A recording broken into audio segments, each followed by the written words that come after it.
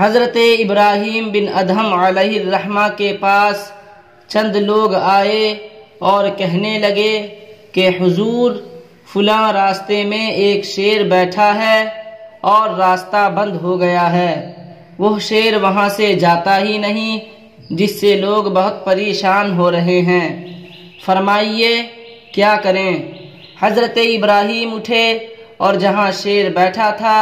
وہاں تشریف لے گئے، اور وہاں جا کر شیر سے مخاطب ہو کر فرمانے لگے کہ اے شیر، اگر ہم میں سے کسی پر حملہ کرنے کا تجھے حکم ہو چکا ہے تو اپنا کام کر،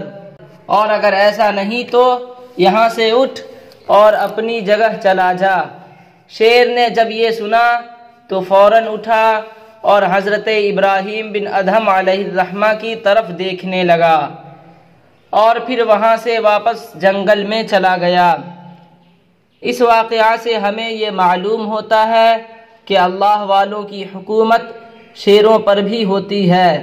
وہ خدا کے زیر فرمان ہو جاتے ہیں اور ساری خدائی ان کے زیر فرمان ہو جاتی ہے۔